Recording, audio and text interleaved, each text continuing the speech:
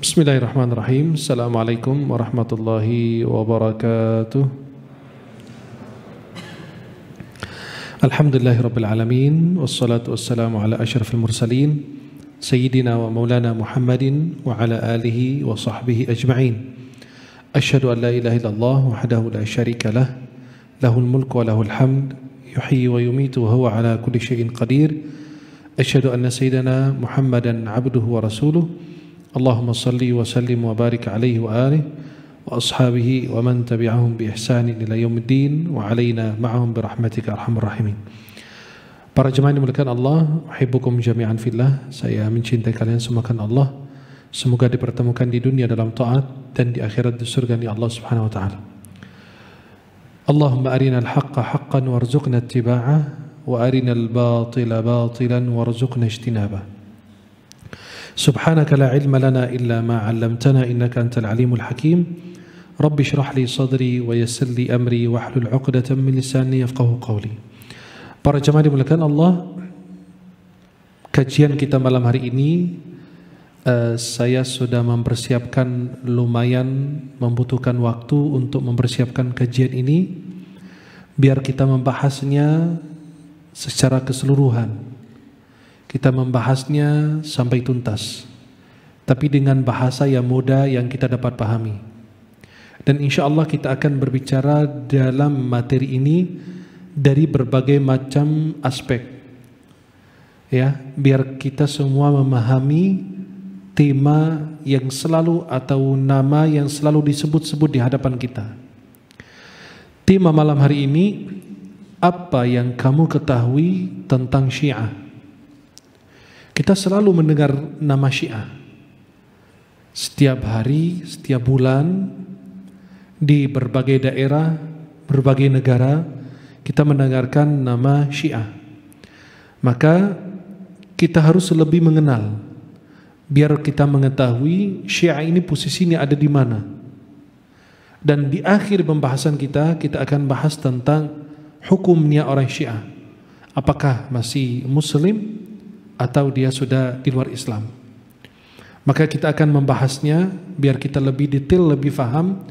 Maka kita harus mengenal mereka dulu, akidah mereka, ulama mereka, di mana mereka berada, nama mereka, ulama-ulama mereka, tempat keberadaan orang-orang Syiah, kemudian apa yang mereka yakini dan lain sebagainya. Maka malam hari ini kita akan membahasnya secara tuntas. Tetapi mungkin satu pertemuan tidak cukup, mungkin kita akan melanjutkan di pertemuan yang akan datang. Karena temanya lumayan luas. Para jemaah yang dimuliakan Allah, yang pertama, man humus Syiah? Siapakah orang-orang Syiah? Kalimat Syiah itu kalau disebutkan yang maksudnya adalah atba', pengikut, atau ansar, penolong.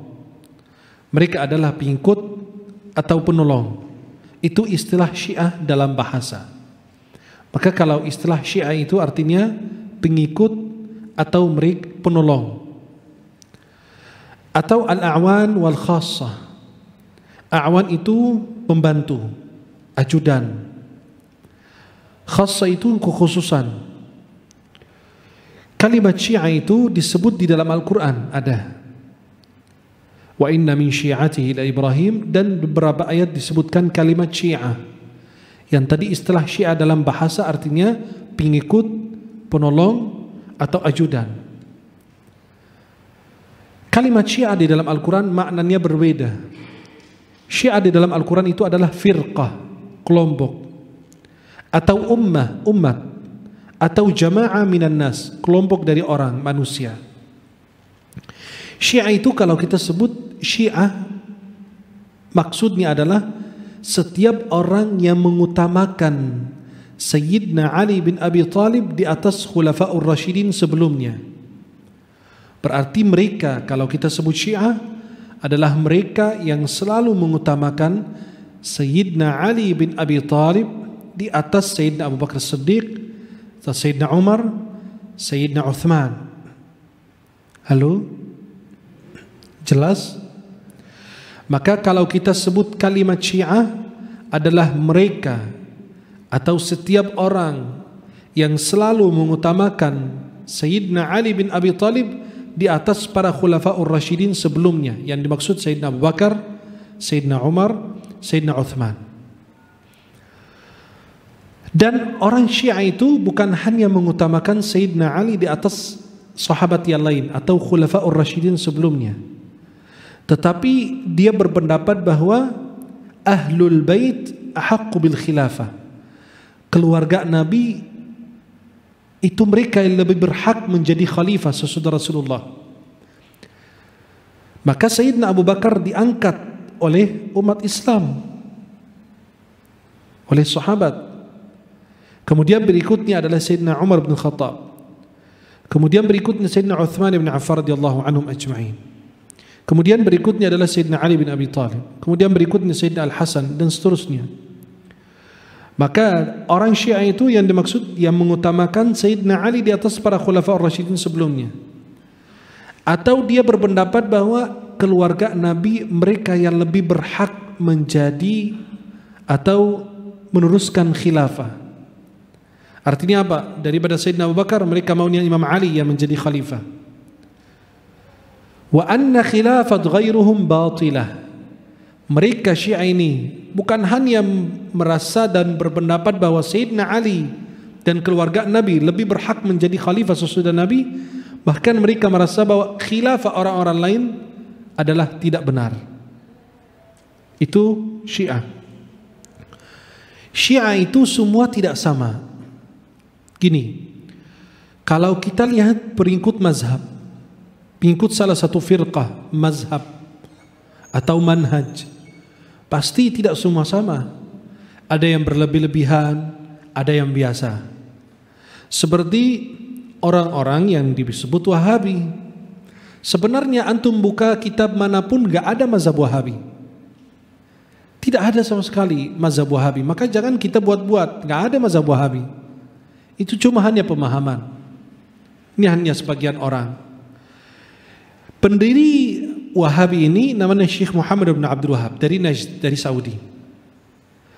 Syekh Muhammad bin Abdul Wahab itu menurut Syekh Atiyah Saqar rahimahullah ta'ala, ketua lembaga fatwa. Beliau wafat usia 90-an tahun. Ya, usia beliau 90-an ketika wafat. Dan itu beliau terkenal dengan beliau ini seorang ulama ahli fatwa dari Al-Azhar yang moderat. Kitabnya beliau namanya Ahsanul Kalam fil Fatawa wal Ahkam, 7 jilid.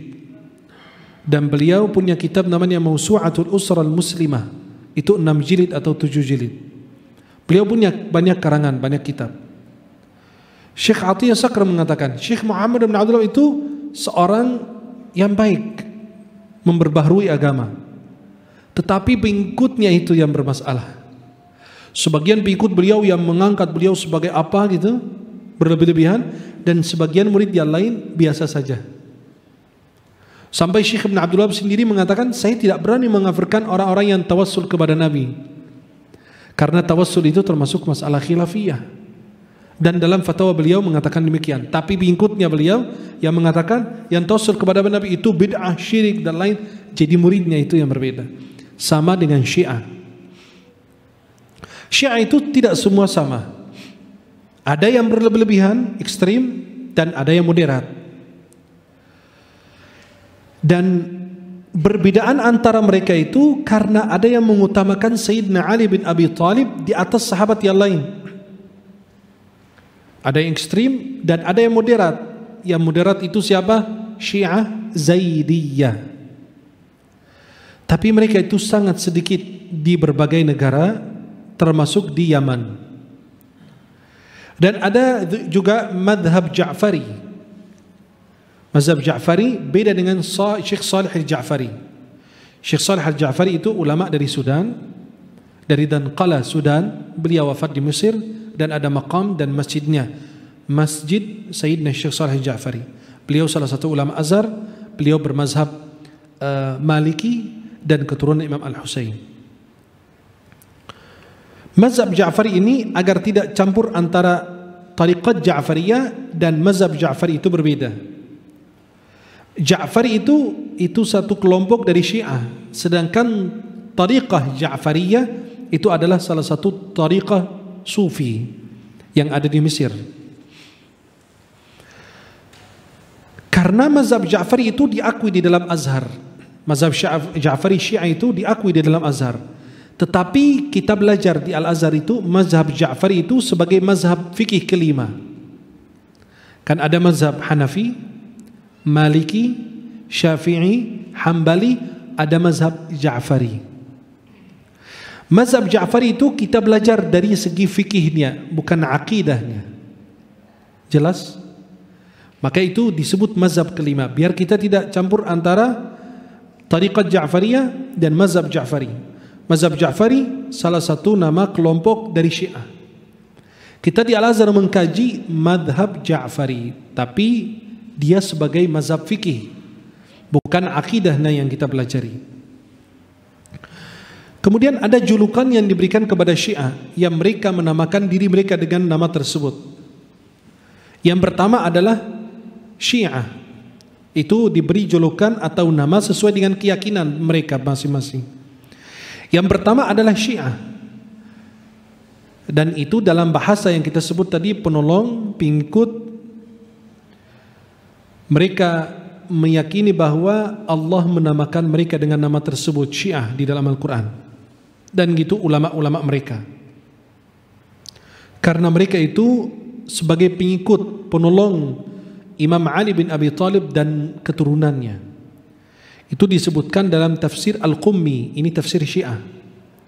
Tafsir Al-Qummi jilid kedua halaman 223. Cetakan Muassasat Darul Kitab.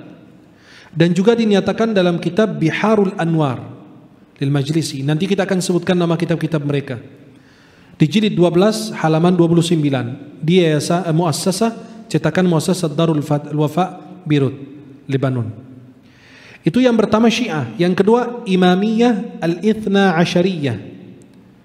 Ya, itu dinisbahkan kepada imam mereka yang 12. Kesimpulan daripada nama Imamiyah Ithna Asyariyah ini bahwa Allah memilih untuk mereka kalangan Syiah ini, Imamiyah Ithna Asyariyah, Allah memilih untuk mereka 12 imam ma'sum, tidak punya dosa sama sekali, dari keturunan Imam Ali bin Abi Thalib radhiyallahu an. Mereka tidak mengambil agama mereka kecuali dari 12 imam itu, sebagaimana yang mereka sangkakan. Kemudian yang ketiga Ja'fariyah Syiah, Imamiyah Ithna Asyariyah.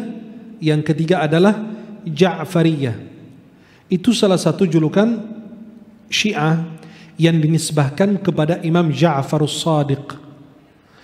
Beliau adalah imam ke-6 sebagaimana mereka mengaku, ya, karena mereka menganggap, kenapa Ja'far Shadiq bukan yang lain? Karena mereka menganggap yang menyampaikan dan menyebarkan ilmu Ahlul Bait, keluarga Nabi, adalah menurut pendapat mereka yang menyampaikan dan menyebarkan ilmu keluarga Nabi adalah Imam Ja'far Shadiq. Dikatakan oleh syekh mereka namanya Ahmadul Mayaniji dalam kitabnya Mawaqifus Syiah jilid ketiga halaman 133, cetakan Muassasatun Nashril Islamiyah At-Tabi'ah li Jama'atul Mudarrisin Qum, Iran.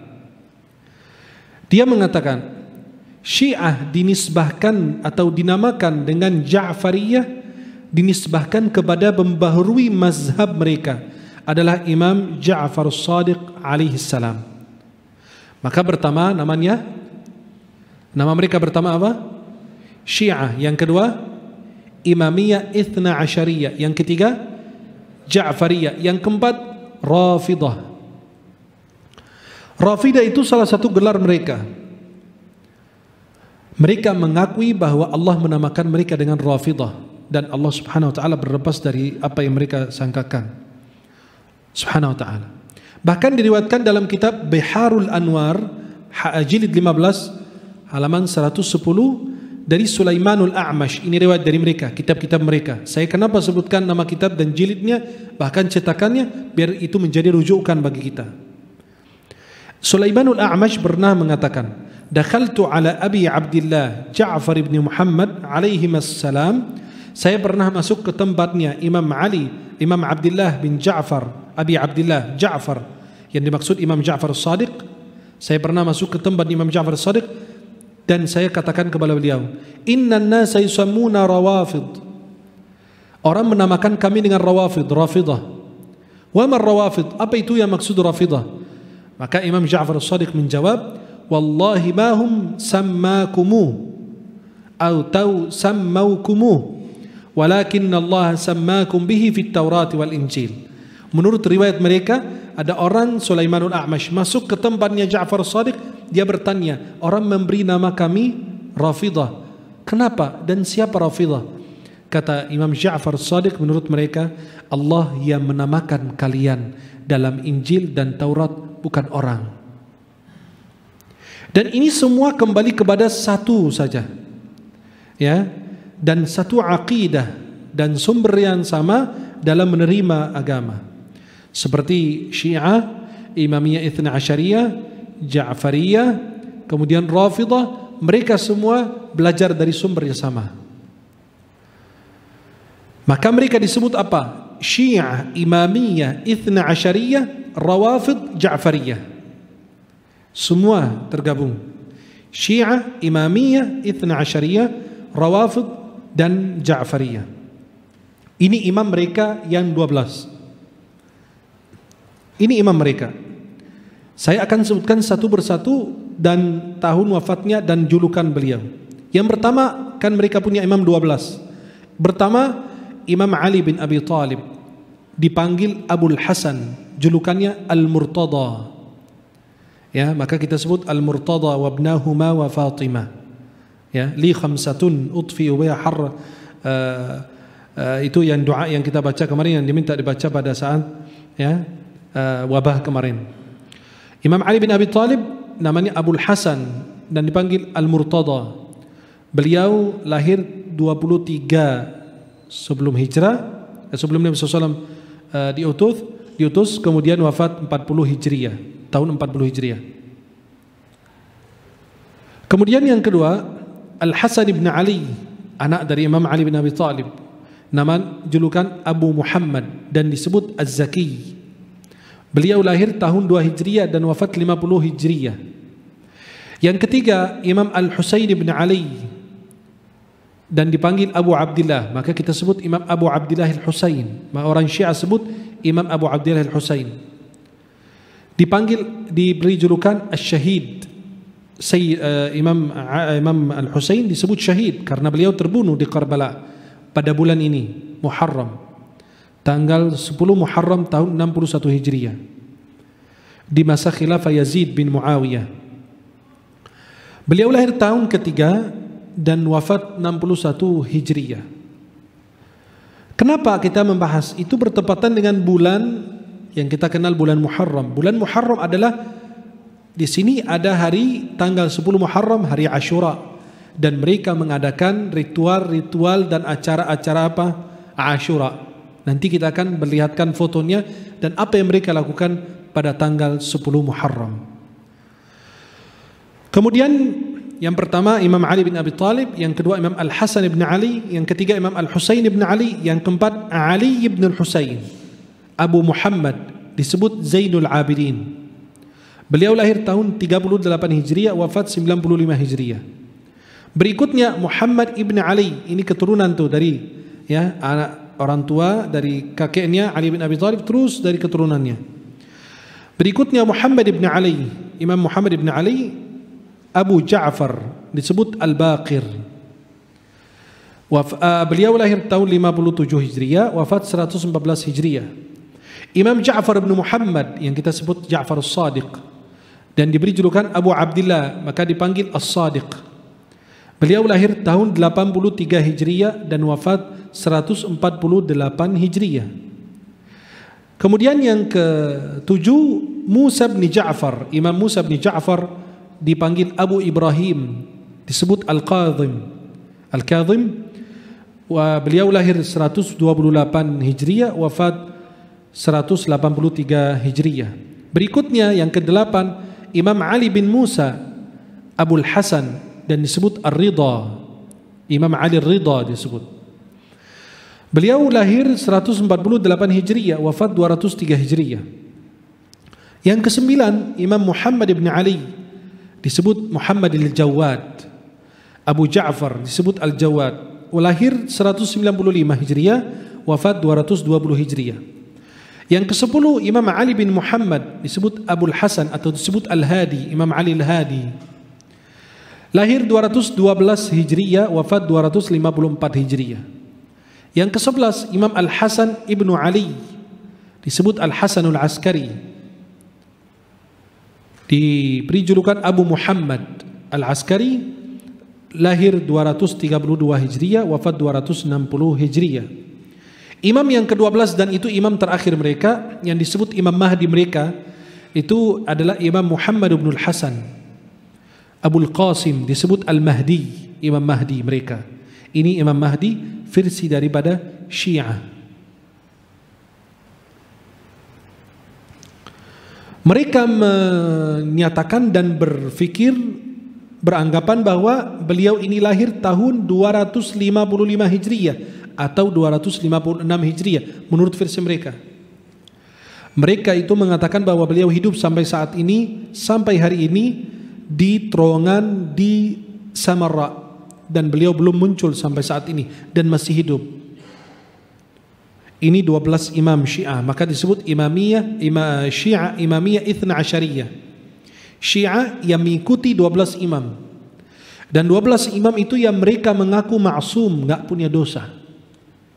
Pertama, Imam Ali bin Abi Thalib, Al-Hasan ibn Ali, Al-Husain ibn Ali, Ali ibn Husain, Muhammad ibn Ali, Ja'far ibn Muhammad, Musa ibn Ja'far, Ali ibn Musa, Muhammad ibn Ali, Ali ibn Muhammad, Al-Hasan ibn Ali, Muhammad ibn Al-Hasan. Kapan munculnya Syiah? Kan kita sudah mengenal nama Syiah, sebutan Syiah itu kepada Syiah, Rafidah, Ja'fariyah, Imamiyah Itsna Asyariyah, dan kita sudah mengenal 12 imam mereka. Sekarang kita mau mengenal kapan mereka muncul. Ada 3 pendapat ulama. Yang pertama, bahwa Syiah, ya, itu menurut pendapat mereka ini. Saya akan menjelaskan menurut pendapat Syiah kapan mereka muncul. Ini menurut versi mereka. Pertama, mereka mengatakan Syiah itu muncul sejak lama, bahkan sebelum Nabi SAW diutus.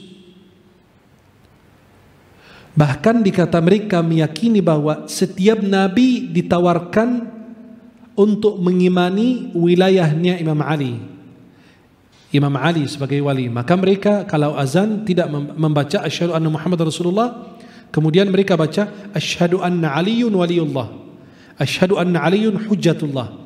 Dan itu ada versi azan Syiah juga. Dan mereka menyebutkan di dalam banyak kitab-kitab mereka, menurut versi mereka, sebagaimana dalam kitab Al-Kafi, Usulul Kafi Al-Kulaini, salah satu ulama Syiah, dan itu rujukan mereka. Nanti kita akan mengenal kitab tersebut. Dikatakan Imam Abil Hasan mengatakan wilayatu Ali maktuba fi jami' suhufil anbiya, kewalian Imam Ali bin Abi Thalib, ya, tertulis di dalam semua lembaran-lembaran atau kitab-kitab yang Allah turunkan kepada para nabi. Tidak Allah wala yab'atsullahu rasulan illa bi nubuwwati Muhammad wa wasiyatu Ali alaihi salam. Tidak pernah Allah mengutus seorang rasul termasuk Nabi Muhammad kecuali di situ mereka berwasiat atau diberi wasiat untuk mengimani bahwa wilayahnya Imam Ali bin Abi Thalib. Yang kedua, sebagian orang Rafidah mengakui bahwa atau berpendapat Syiah itu orang Rasulullah SAW, orang pertama yang meletakkan Syiah itu, yang membangun Syiah, bahkan muncul di zaman Rasulullah SAW, di masa hidup beliau. Bahkan sebagian sahabat, ini menurut versi Syiah, sebagian sahabat mereka itu Syiah kepada Imam Ali, artinya mereka penolong Imam Ali, ya, pengikut Imam Ali, ya. Dan dikatakan oleh Al-Qummi, awal al-firq syi'iyah, firqah pertama dari Syiah itu adalah firqah Imam Ali bin Abi Thalib yang dinamakan Syi'at Ali di zaman Rasulullah SAW dan sesudahnya. Artinya apa? Mereka ini menyatakan bahwa Imam Ali itu yang lebih berhak untuk mendapatkan wilayah. Di antaranya Al-Miqdad bin Al-Aswad, Salmanul Farisi, ini sahabat Rasulullah menurut versi mereka. Wa Abu Dzar Jundub ibnu Junada Al-Ghifari, yang kita kenal Abu Dzar Al-Ghifari, Ammar ibn Yasir. Dan ini orang-orang pertama mansummu bi ismi tasyayyu' min hadhihi ummah, orang yang pertama diberi nama Syiah. Ya, itu dinyatakan dalam kitab Ar-Razi min Syuyukhil Ismailiyah Az-Zina halaman 205. Yang ketiga, bahwasannya Syiah itu muncul pada perang atau perang hari Jamal. Ya, mereka muncul pada saat itu. Dan itu menurut Ibnu Nadim yang punya kitab Al-Furast, Ibnu Nadim, dan dalam kitab Lisanul Mizan. Ini menurut versi Syiah. Kapan mereka muncul? Ada yang bilang sebelum Nabi ada juga udah ada. Ada yang mengatakan sejak zaman ada Nabi Rasulullah SAW sudah ada Syiah. Ada yang mengatakan tidak, munculnya Syiah itu pada hari Jamal, pertempuran antara sebagian sahabat. Ini versi Ahlus Sunnah kita, atau orang selain Syiah tentang munculnya Syiah. Pendapat pertama mengatakan munculnya Syiah itu sesudah wafat Rasulullah SAW. Pada saat orang berpendapat Imam Ali lebih berhak menjadi seorang khalifah, menjadi imam umat Islam pada saat itu. Dan ini dikatakan oleh ulama-ulama dan baru seperti Ibnu Khaldun. Ibnu Khaldun punya kitab namanya Muqaddimat Ibnu Khaldun. Di sini ada bukunya bahasa Arab. Dan Ahmad Amin, seorang penulis. Ini pendapat yang pertama. Pendapat kedua tentang munculnya Syiah menurut versi selain Syiah, bahwasannya Syiah itu muncul, ya, penolong pengikut Imam Ali mulai munculnya kapan? Dari terbunuhnya Imam Sayyidina Uthman bin Affan radhiyallahu anhu. Dan diutarakan oleh Imam Ibnu Hazm. Dan yang menanamkan Syiah itu adalah Abdullah bin Saba al-Yahudi. Nanti kita akan mengenal dia. Tempat keberadaan Syiah Imamiyah, Ithna Asyariyah dan Rawafid Ja'fariyah itu mereka ada di mana? Mereka punya negara di Iran dan mereka berusaha untuk mendirikan negara Syiah dan negara selain Iran. Kan kita tahu Iran semua Syiah kecuali sedikit yang dari Al-Sunnah. Mereka ingin mendirikan negara Syiah itu di negara Irak, Lebanon. Mereka mau mendirikan negara Syiah biar mirip dengan Iran. Dan mereka punya keberadaan di berbagai macam negara Timur Tengah. Ya, seperti Mesir ada sebagian, tapi sangat minim sekali. Kemudian Saudi ada. Bahkan mereka pernah di Saudi beberapa tahun yang lalu menginjak kuburan istri-istri Nabi. Karena mereka itu benci kepada istri-istri Nabi, mereka menggali kuburan istri Nabi. Pada saat itu udah heboh, bahkan ada di YouTube juga video-videonya. Maka ada di Mesir, Saudi, negara Bahrain, di Qatar, dan di Kuwait, dan di Indonesia juga ada. Tapi kenapa mereka tidak nampak? Karena mereka punya keyakinan dan akidah namanya at-taqiyah atau at-tiqiyah. Mereka punya akidah namanya taqiyah, maka mereka tidak bisa nampak. Mereka itu munafik. Ketemu orang Ahlus Sunnah bilang kami Ahlus Sunnah. Ketemu orang Syiah, kami Syiah. Maka dia berubah. Ya, dia berubah gitu. Dia Ahlus Sunnah, dia orang Syiah, dia Syiah. Maka dia pintar. Gak ada orang Syiah bilang saya Syiah. Jarang gitu ada. Ya, karena mereka punya akidah, keyakinan. Dan yang pernah lucu di Indonesia itu ada salah satu orang Syiah dari Indonesia namanya Umar. Anak gak sebut karena kalian pasti kenal. Namanya Umar. Pernah ajuin paspor beliau di kedutaan Irak untuk minta visa biar ziarah Arba'in. Itu ada ziarah mereka kunjungan namanya ziarah Arba'in ke Irak, ziarah Imam Al-Husain. Karena di situ ada jasadnya Imam Husain di Karbala di Irak. Dia pernah ngajuin paspornya untuk mendapatkan visa biar ziarah Arba'in. Orang kedutaan Irak sampai terkejut, masa orang Syiah namanya Umar? Kenapa? Karena mereka tidak suka dengan Sayyidina Umar. Lah lucu ini orang Syiah namanya Umar kan? Harusnya kan jangan pakai nama Umar dong, yang lain aja gitu ya. Mereka nggak suka dengan Umar, ya gimana kamu nggak suka tapi nama kamu aja sendiri Umar, ya. Nanti kita juga akan lihat foto-foto tentang orang yang telah membunuh Umar bin Khattab radhiyallahu anhu atau makamnya. Dan mereka itu bergerak dengan teratur, teliti mereka. Dan mereka itu dikenal dengan rahasia, sir. Bergerak itu dalam rahasia. Mereka masuk dari pintu cinta Ahlul Bait, cinta keluarga Nabi, cinta ini itu. Akhirnya kita terjebak karena saking kita cinta dengan keluarga Rasulullah dan Rasulullah SAW. Akhirnya kita kejebak di antara mereka. Maka harus hati-hati. Mereka itu bergerak, tapi mereka gerakannya itu teratur dan rahasia, dirahasiakan. Dan ada sebagian lembaga di Indonesia juga Syiah. Waktu itu saya hitung mereka punya, saya hitung sekitar 5 tahun lalu itu kita mendapatkan infus sekitar 22 lembaga tersebar di berbagai tempat di Indonesia. Ini yang kita akan kenal ini saat ini adalah ulama Syiah atau pasukan-pasukan yang dulu benar-benar punya pengaruh sekali besar di dalam Syiah.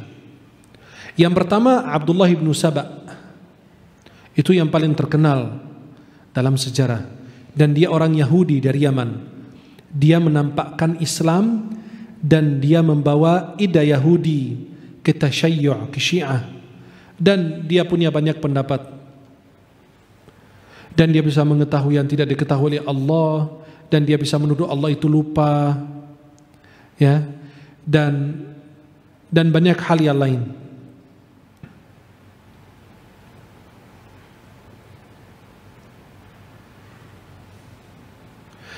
Dan dia pernah menuduh atau menyatakan Imam Ali itu adalah Allah.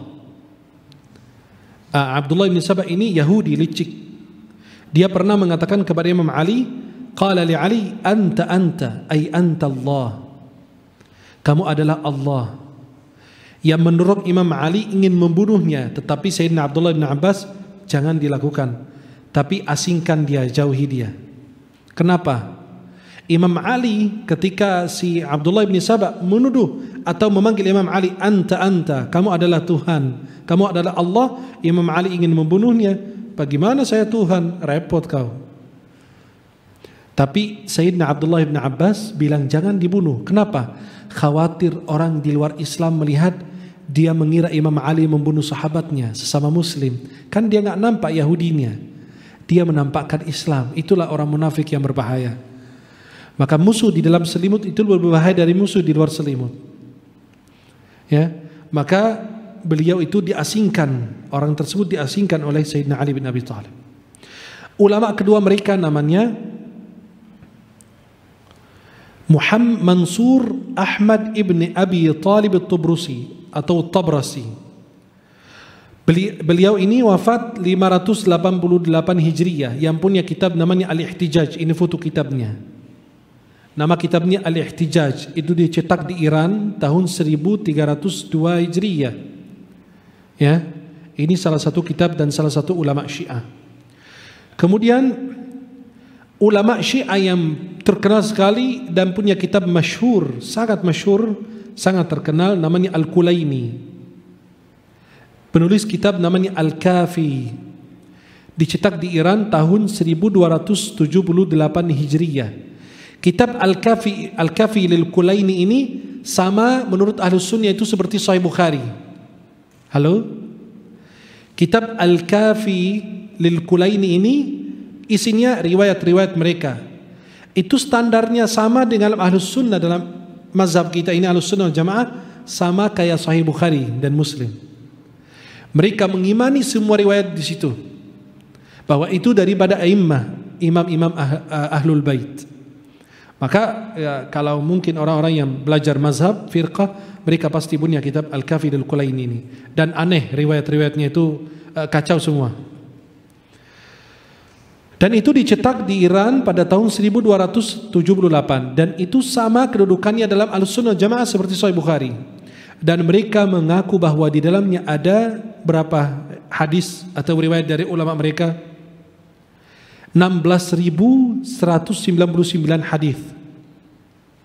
Ya, dan itu kitabnya masyhur. Ini 4 jilid besar dan ada yang cetak lebih dari itu.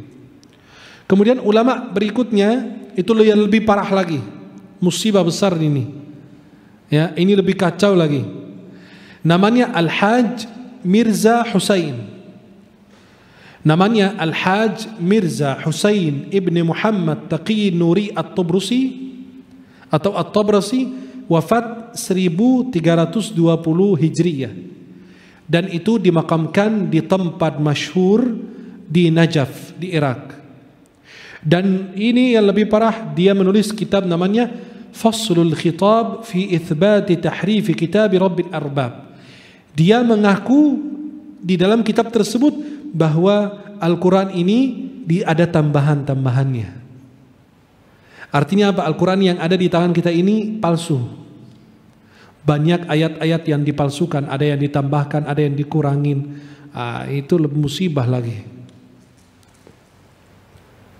Dan dia menuduh atau mengaku bahwa dalam surat Al-Insyirah, surat Alam Nashrah Laka Sadrak, ada kekurangan ayat. Wa ja'alna 'aliyan sihraka. Ada yang kehapus katanya ayat itu. Dan itu musibah besar. Dan kitab ini fotonya namanya Faslul Khitab fi Tahrif Kitab Rabbil Arbab. Dia di dalam kitab ini menjelaskan bahwa Al-Quran yang ada di tangan kita itu tidak utuh. Ada ayat yang ditambahkan, ada ayat yang dihapus. Kitab yang penuh dengan musibah besar ini dicetak di Iran juga tahun 1289 Hijriyah. Kemudian yang lebih parah lagi Al-Khumaini. Ini ulama besar Syiah, pemimpin revolusi di Iran. Itu disebut Rawhullah atau Ayatullah Al-Khumaini. Salah satu ulama Syiah besar masyhur kita kenal. Itu dia pemimpin revolusi di Iran dan merebut daripada kerajaan pada saat itu. Dan dia punya kitab namanya Kashful Asrar. Kitab-kitabnya semua kacau, isinya dengan musibah, jangan dibaca. Isinya dengan luar biasa, itu parahnya itu. Namanya Kashful Asrar. Dan ada kitab namanya Al-Hukumah Al-Islamiyah. Dan dia menyatakan berpendapat tentang wilayatul faqih dan lain, dan punya syiar-syiar tersendiri, ya. Dan itu orang musibah besar di dalam Syiah. Bahkan di dalam kitab-kitabnya nanti kita akan jelaskan akidah orang Syiah tentang para sahabat dan istri Rasulullah SAW dan Al-Quran. Dan nanti kita akan menukil dari kitab-kitab Syiah, ya. Kemudian tahapan-tahapan yang dilalui oleh orang Syiah, insyaallah dilalui oleh orang-orang Syiah, insyaallah kita akan jelaskan di pertemuan yang akan datang tahapan-tahapan yang dilalui oleh mereka, dan insyaallah sekaligus kita akan menjelaskan akidah orang-orang Syiah atau keyakinan mereka. Kemudian kita juga akan menjelaskan tentang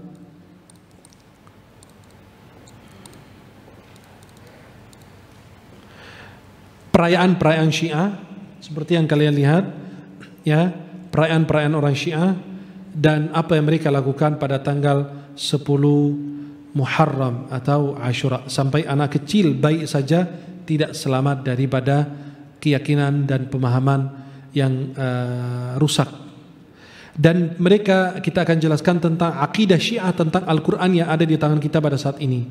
Kemudian kita akan jelaskan tentang akidah Syiah tentang para sahabat, ya. Dan mereka mengagungkan orang-orang yang telah membunuh Sayyidina Umar ibn al-Khattab radhiyallahu taala anhu. Dan akidah orang Syiah tentang istri Nabi Sayyidah Aisyah dan Sayyidah Hafsah. Dan kita akan bicara tentang tanah Karbala. Ini salah satu tanah yang mereka gunakan itu untuk sujud. Tulisannya Ya Husain atau tulisannya Fatimatuz Zahra. Bahkan mereka menulis kitab-kitab tentang hal demikian. Itulah mereka, ulama-ulama mereka itu, dan pada umumnya mereka membawa batu atau tanah tersebut untuk digunakan buat sujud. Bahkan dalam kitab-kitab mereka itu menghalalkan darah Ahlus Sunnah wal Jamaah. Kita ini darahnya halal, dan kita akan jelaskan tentang Syiah dan kawin kontrak, dan akidah Syiah tentang orang penduduk Makkah, Madinah, negeri Syam, dan negeri Mesir. Dan kita akan jelaskan tentang kitab-kitab yang benar-benar diakui dalam kalangan-kalangan Syiah. Kemudian kita akan jelaskan tentang kitab yang membongkar rahasia Syiah, orang Syiah yang berubah menjadi Ahlus Sunnah. Di dalam kitab ini beliau membongkar semua rahasia-rahasia mereka. Maka wallahu alam, kalau nggak salah ulama ini dibunuh oleh kalangan Syiah karena dia membongkar semua rahasia-rahasia mereka. Dan terakhir kita akan menjelaskan tentang hukumnya para pengikut Syiah atau orang-orang Syiah dan Rafidah. Wallahu taala a'la wa a'lam bis-shawab. Semoga Allah senantiasa meridai dan merahmati kita semuanya. Aqulu qawli hadza wa astaghfirullah li wa lakum. Assalamualaikum warahmatullahi wabarakatuh.